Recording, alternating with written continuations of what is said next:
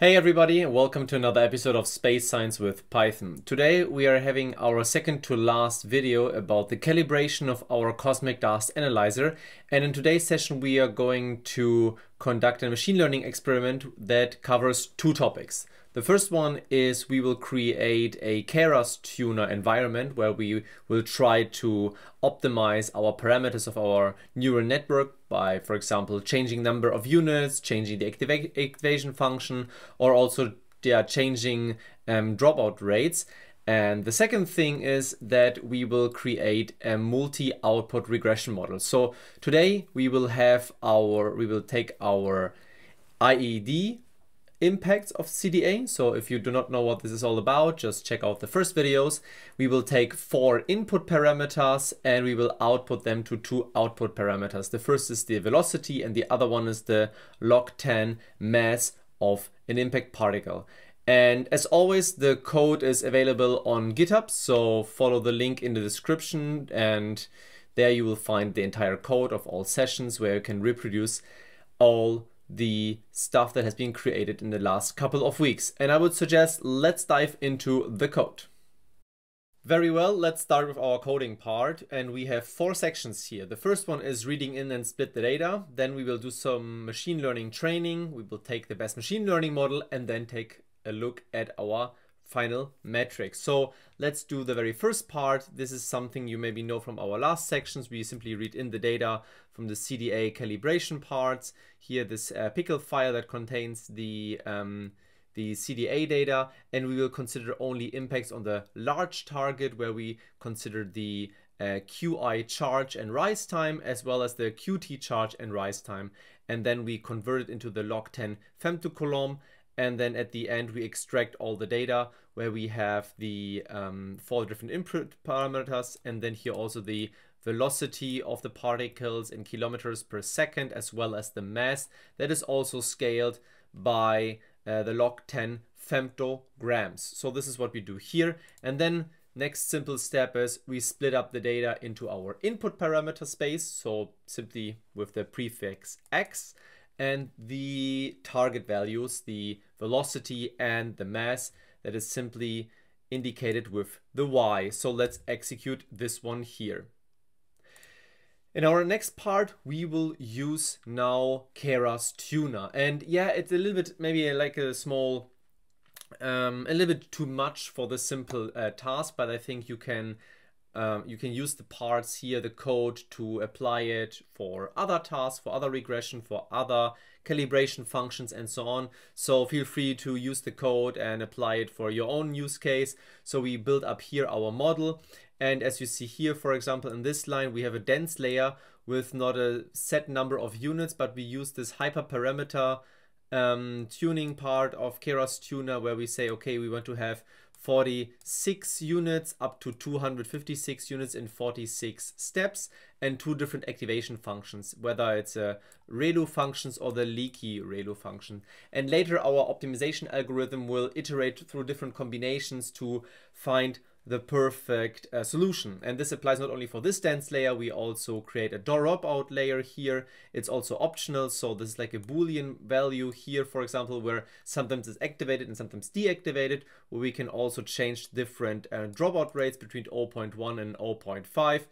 And the same thing applies also for the different layers, a second dropout, and so on.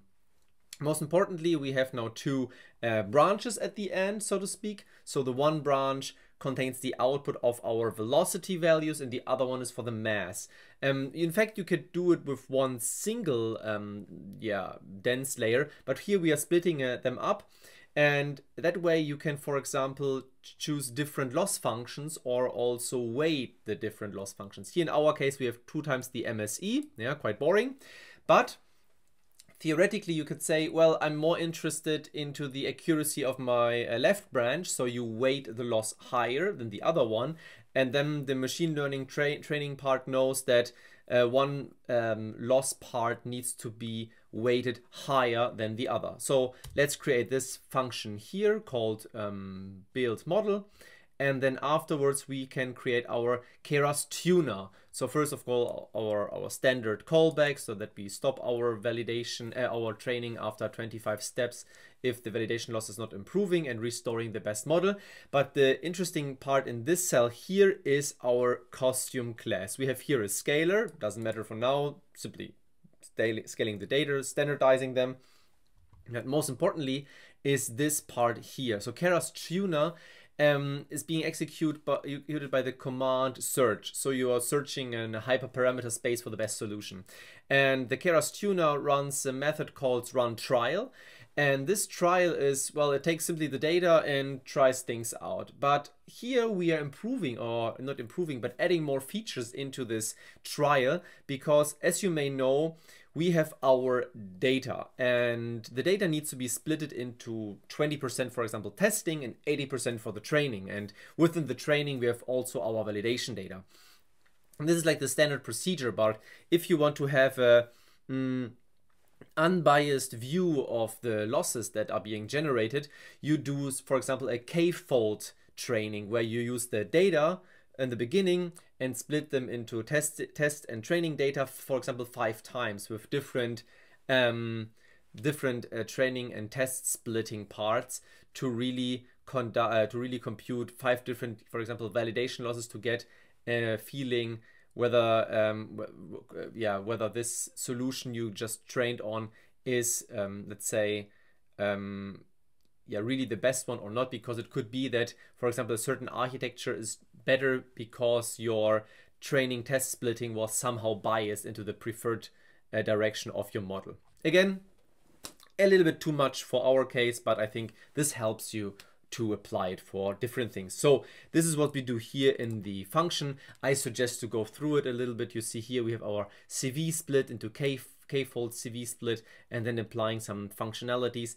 And then the most important part is here to build up the tuner in the bottom of the function, where we want to follow up the validation loss. So the validation loss is the thing that we would like to improve, and we do a maximum of 50 trials. So after 50 trials, the tuner should finish. You can also set it up higher and more epochs and what have you, but let's stick with 50 trials. So we execute it here, and now we can conduct our search, and I would suggest that we are starting it now. So you see here that we have now our that we can start now our searching part, and you see, and the first trial is now running through.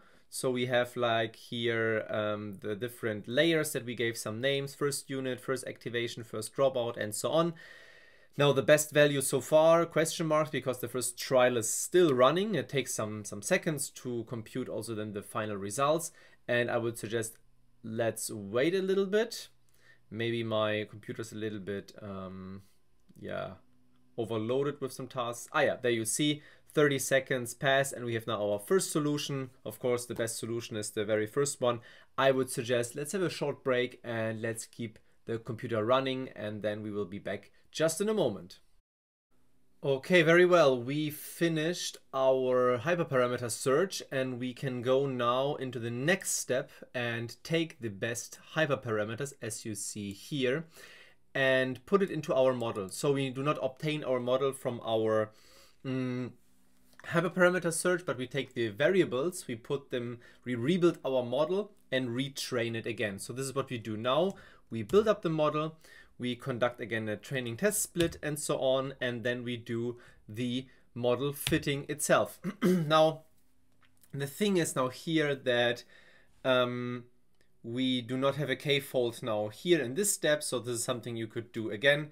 We just want to now to create our best model in this step with around 300 epochs and a callback. So let's wait for a few seconds. And we are finished, so we can go now into our next cell, where we plot our total loss, our loss for the velocity, and our mass loss. So let's take a look here in this plots, and what you see is something we didn't consider before. We had in our hyperparameter search, we set only 100 epochs here in this tuner search, But here you see during the training process that we went way over 100, even 150 epochs for this computation, for this training process. So if you want to improve the hyperparameter search, go back again to the very top and increase the epochs, for example, to 200 or 300. So what I want to say is always check out how many epochs you run, even in a hyperparameter search, because it could happen that you did not exceed the number of required epochs to really find the best solution. Now this is our complete loss on the left hand side, our velocity loss and our log10 mass loss. And now we can simply evaluate our model to compute it. So we have now different losses like the total loss, the output PSU loss, the mass loss, then we have the root mean square error, the mean absolute error of the velocity, the root mean square mass error, and then also the mean absolute error of the mass. So just consider the order of the different losses. So then we can compute the RMSE values for the velocity and log10 mass and the mean absolute error. And what we see here is that the RMSE and the mean absolute error for our velocity is higher than compared to last time. Last time we were also able to really limit our data. We were able to visually inspect our data and see where to set limits. This time we couldn't really do it, or we could theoretically, but you have to do some dimension reduction techniques and so on. Here we simply applied all the data. So there are now different methods and ways to improve this, either by checking more hyperparameter solutions, but I think this would be a little bit too much. You do some dimensionality reduction analysis in the beginning to see whether we have certain data that are completely outliers and we could throw them out in the beginning. Or something we do next time in our last video, we re-simplify everything and compute a calibration function as the very original calibration suggested it. We simply take the rise time on the x-axis, the velocity on the y-axis, and compute our calibration functions. Of course, these models are more sophisticated. Here we have way more parameters that can feed into a model, so in theory we should maybe also reach better accuracy, so play around with these values. But in our next video we will re-simplify everything for the very simple reason that we want to create a function that is then also comparable to all the tons of papers that have been published.